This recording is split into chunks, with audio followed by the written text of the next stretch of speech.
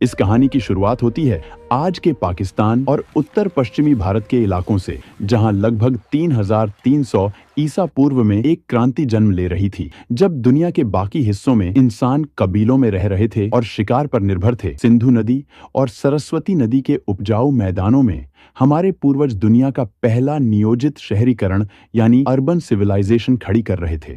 यह सभ्यता 10 लाख वर्ग किलोमीटर से भी ज्यादा इलाके में फैली थी, जो उस समय के मिस्र और मेसोपोटामिया की सभ्यताओं को अगर मिला दिया जाए तो उससे भी बड़ी थी। हड़प्पा और मोहनजोदड़ो जैसे शहर इस सभ्यता के मुकुट थे, लेकिन इन शहरों को खास बनाती थी उनकी प्लानिंग। अगर आप ड्रोन लेकर उस समय ऊपर उड़ते तो आपको नीचे एक विशाल शतरंज की बिसात बिछी हुई दिखाई देती। इसे ग्रिड सिस्टम कहा जाता है। सड़कें टेढ़ी मेढ़ी नहीं थीं, बल्कि एक दूसरे को 90 डिग्री के समकोण पर काटती थीं। मुख्य सड़कें उत्तर से दक्षिण की ओर जाती थीं, ताकि हवाएं जब चलें तो पूरा शहर अपने आप साफ हो जाए। ये इंजीनियरिंग का वह स्तर था जो आज भी दुनिया भर के आर्किटेक्ट्स को हैरान कर देता है। हड़प्पा के इंजीनियरों को ईंटों का जादूगर कहा जा सकता है। उन्होंने निर्माण के लिए एक ऐसा स्टैंडर्ड तय किया था जो पूरे साम्राज्य में लागू होता था, चाहे आप उत्तर में हो या दक्षिण में।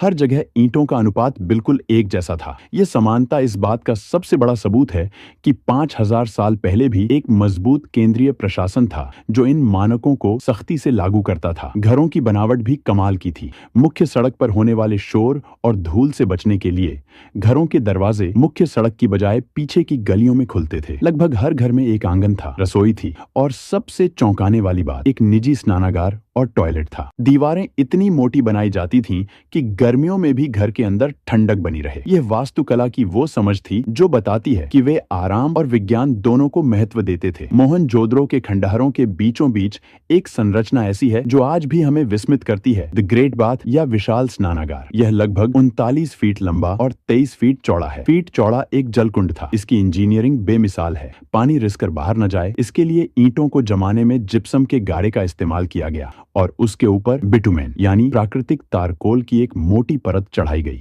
यह दुनिया का सबसे पुराना वाटरप्रूफिंग का उदाहरण है। इतिहासकार मानते हैं कि यह सामाजिक या धार्मिक अनुष्ठानों के लिए इस्तेमाल होता था। लेकिन पानी की कहानी सिर्फ यहाँ तक सीमित नहीं थी। गुजरात के धोलावीरा शहर ने तो जल संरक्षण में कमाल ही कर दिया था। यह शहर रेगिस्तान के बीच में था, इसलिए वहां के इंजीनियरों ने बारिश के पानी को इकट्ठा करने के लिए विशाल जलाशय और बांध बनाए। उन्होंने चट्टानों को काटकर ऐसे चैनल बनाए जो नदी के पानी को शहर के बड़े टैंकों तक लाते थे। धोलावीरा का जल प्रबंधन सिस्टम आज भी आधुनिक हाइड्रो इंजीनियर्स के लिए एक केस स्टडी है। हड़प्पा की अर्थव्यवस्था की रीढ़ थी उनका व्यापार, और इस व्यापार का केंद्र था लोथल। गुजरात के तट पर स्थित लोथल में दुनिया का सबसे पुराना जात मानव निर्मित बंदरगाह मिला है। यहाँ ईंटों से बना एक विशाल बेसिन था जहाँ समुद्र से आने वाले जहाज लंगर डालते थे। यहाँ से हड़प्पा के जहाज तांबा, हाथी दांत, मनके और लकड़ी लेकर मेसोपोटामिया, आज का इराक, ओमान और बहरीन तक जाते थे। मेसोपोटामिया के प्राचीन लेखों में हड़प्पा को मेलुहा कहा गया है।